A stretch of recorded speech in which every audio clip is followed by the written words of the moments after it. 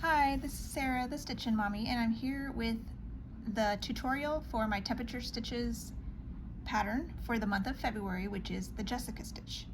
You can make Jessica stitches all sorts of sizes, little, big, multiple legs, just a few legs. I'm going to do one that's kind of a medium size, not crazy complicated, so hopefully it should be doable for everybody. And I'm going to start it, it'll be right here. I'm going to do February 1st, and my color also goes down to, I think it's the 8th, but it's the one right below.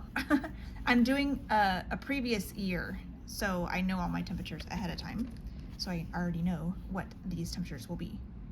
So I will start, when the chart that I'm going to give you will start the Jessica stitch at the bottom left of the stitch, which is 6 full quote-unquote stitches down from the top.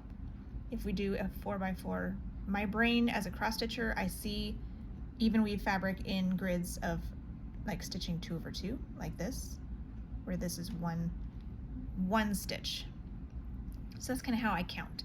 But I will be charting, I might have 2 charts in the packs, one that's charted on a grid like a cross stitch pattern, the other one will be charted on fabric, where it looks like fabric, so that you can know exactly where to place your holes. I think I'll do it both ways, so however your brain works, you can figure it out.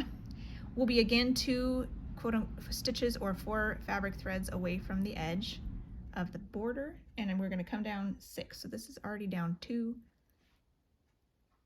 3, 4, 5, 6. And then we're actually in one more because the stitch starts in. And I'm going to start with a tail because I don't have anything else here. And we're going to go up 3 stitches and up 1 stitch and over 3. So 1, 1, 2, 3. And every leg will be about the same length, but we'll just kind of work it around a circle. So the next one will be 1 quote-unquote stitch over, or 2 fabric threads over from that one. I'm going to make sure I'm going to catch this back here, and I am. That's good. Had a little loop here on accident, so that's just, I didn't see it until I was way, way done with that area. So this one is a little bit over. I'll go up the side. Then we'll come back. There's 3 points on each. In this particular Jessica stitch I have charted, there's 3 points on each side. So this is the 3rd point here and the 3rd point up here.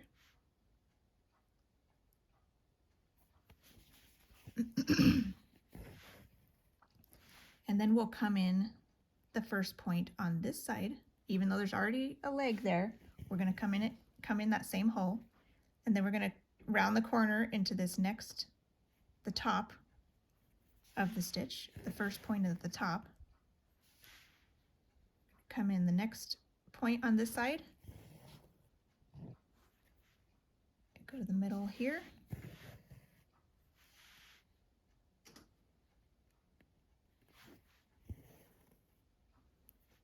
just kind of work your way all around. It's going to make a circle in the middle with the way the threads cross over each other, which is really cool. We'll round the corner again.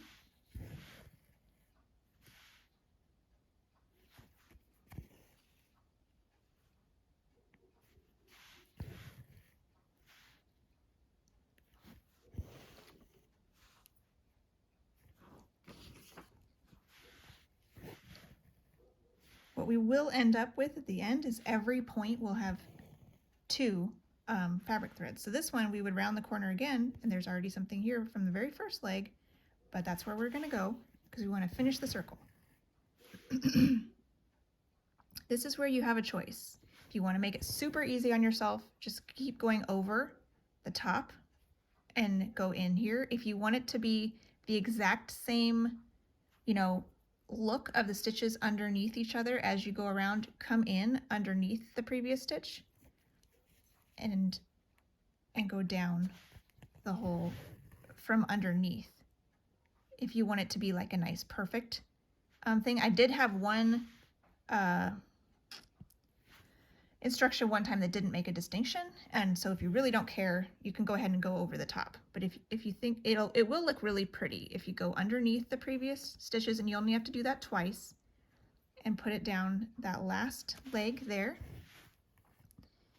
And then there is a completed Jessica, which is really fun. So it's not too hard. Some Jessicas can be very detailed and very complicated, depending on how big they are, how many legs they have, but I think this one is a doable one for anyone just starting out. So let's do one more. The one below it is also the same color. And so let's head down, let's see, 1, 2, 3, 4, 5 stitches down.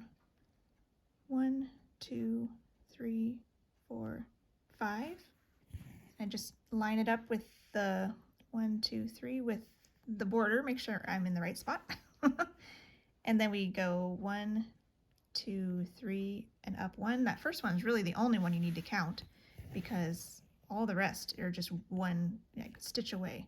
This particular stitch could easily be done on Aida because I'm not puncturing any, like if this were on Aida, it would be over, you know, a full stitch each time.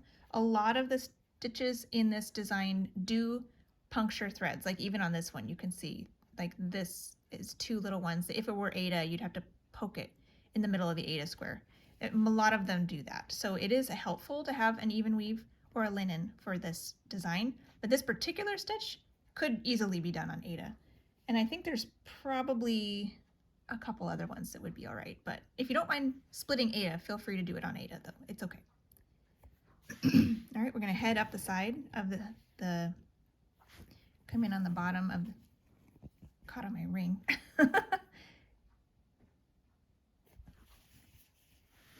And it's nice and logical with this one because see, I'm starting at the first hole of this side and I end in the first hole of this side. Now I'm the middle hole of this side and I go to the middle hole of this one. So that helps, it makes sense in your brain too. You're always going, this is the last hole of this side going to the last hole of the top, which makes it nice and easy for your brain to understand.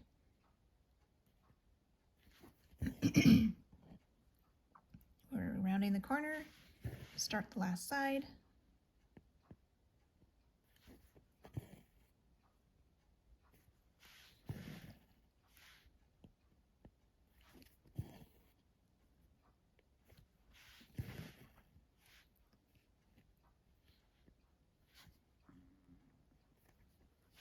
Seemed a little loose there, but I think it's fine.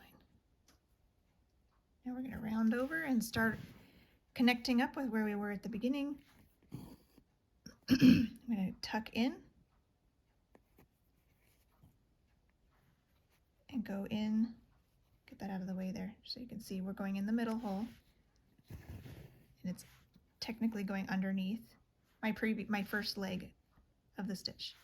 Come up here, go underneath the previous legs from the beginning of the stitch, go in that very last hole of that side, and that's a completed Jessica number 2. So there is that. I'm going to go ahead and if you didn't want this, you might need to be careful. I can't see it on my front because my fabric is really thick, but you would maybe want to be more careful with that. If you can see the, if your thread is kind of if your fabric is looser, a looser weave, and I'll need to weave this in too.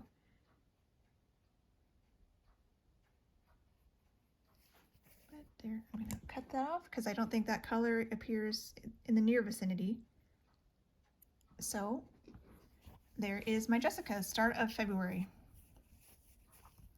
And then I will be back for March, which I believe is a diamond eyelet. So that will be next.